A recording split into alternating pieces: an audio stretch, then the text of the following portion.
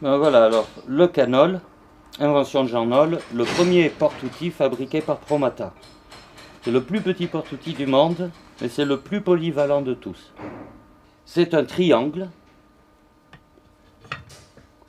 dont on va pouvoir modifier l'angle, ce qui va jouer sur le piquet de l'outil. Le crochaxe, qui est le principe d'un bras articulé, dans lequel on amènera tous nos outils. On laisse comme ça. Joue de tête pour 2 bovins par exemple, 2 zébus avec la pièce, ou 2 bœufs. Fixation au joue de tête, timon.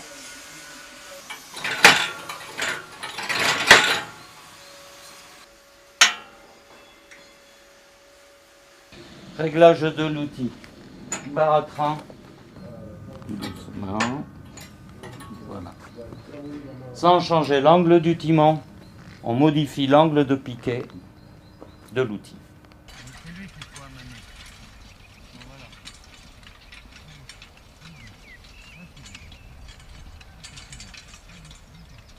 Fixation limonière, un animal.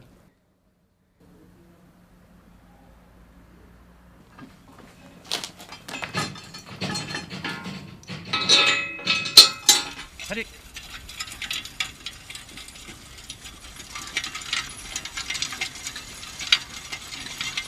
Allez.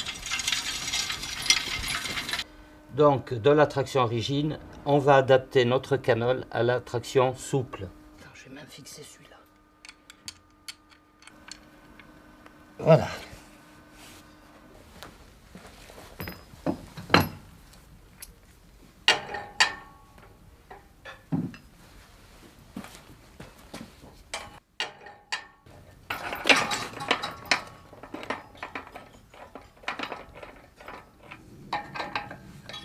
Voilà. Et puis ici, contre-écrou.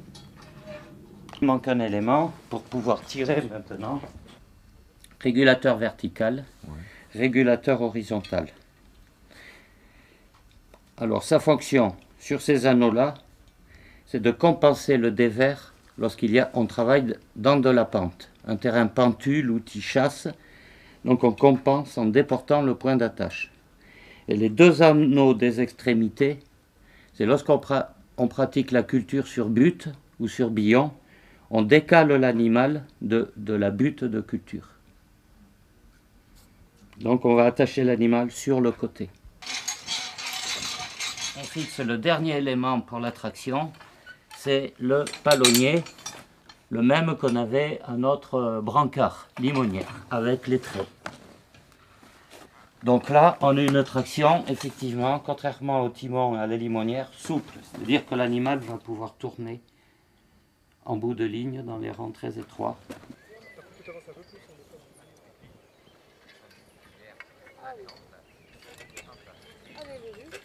Pour 2 animaux.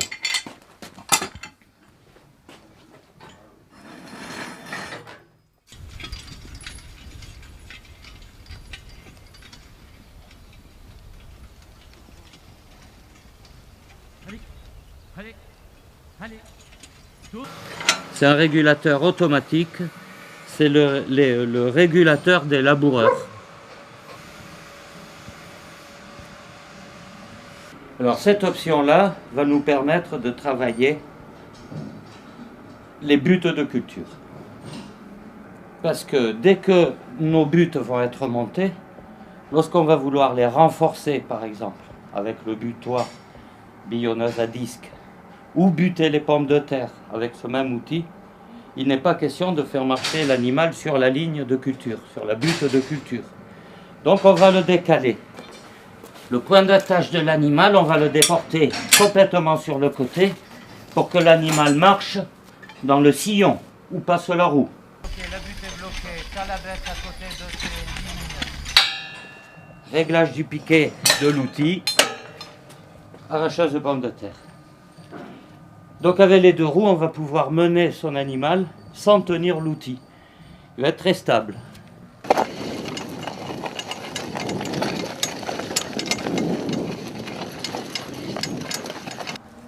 le réglage de la bitonneuse, c'est comme un outil à cadre, le triangle parallèle au sol. Quand les outils sont très hauts ou que la personne est petite, on peut encore baisser. Voilà. On va faire des buts à 55, à 60, à 65, 70, 75, 80. On peut faire des buts jusqu'à 90 avec cette bitonneuse.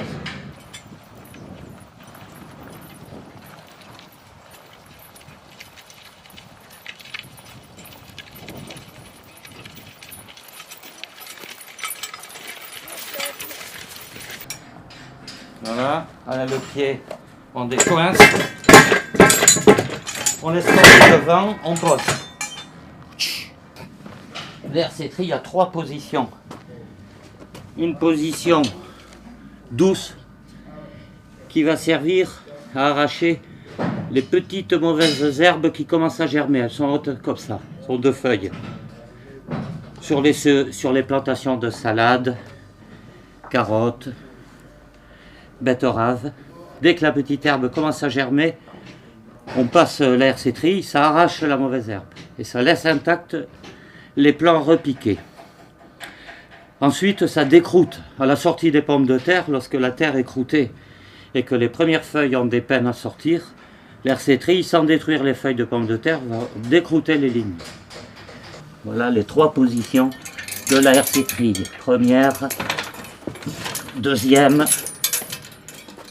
et plus douce, la dernière.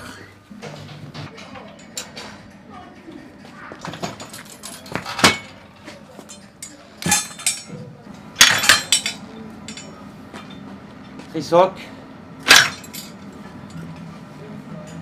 Le réglage parallèle au sol, les 3 dents doivent être à plat.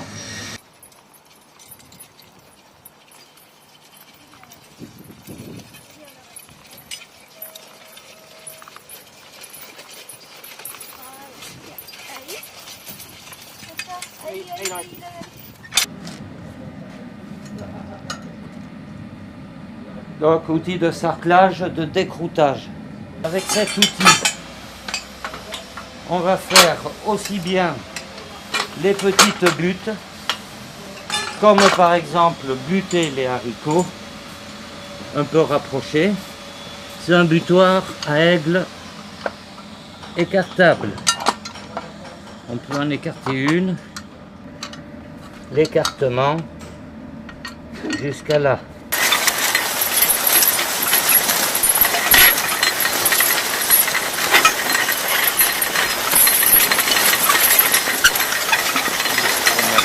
Là, c'est réglage pour buter. Maintenant, pour faire un sillon de plantation, on va le faire piquer plus.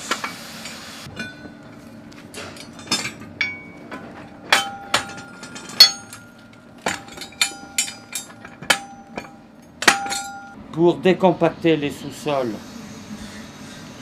qui ont une forte semelle de labour, c'est l'outil le plus utilisé en Afrique pour faire rentrer l'eau.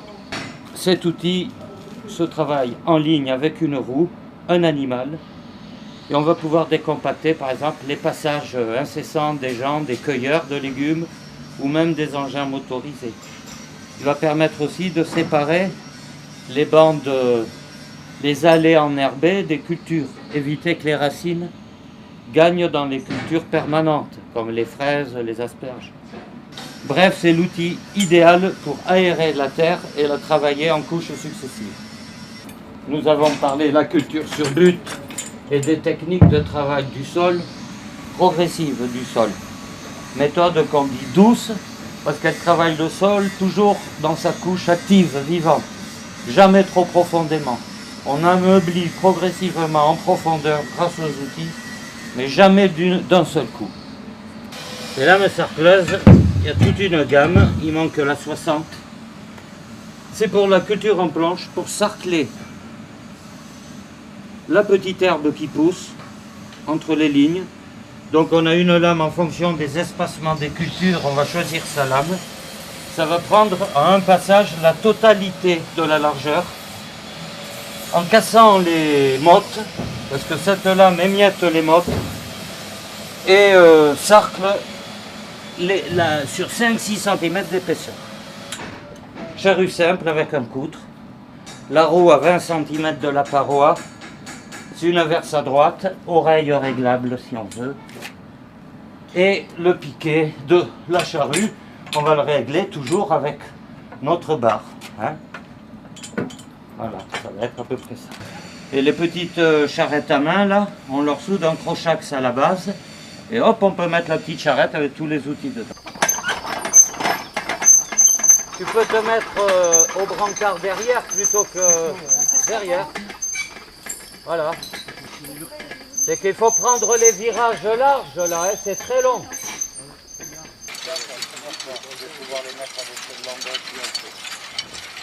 C'est la même hauteur.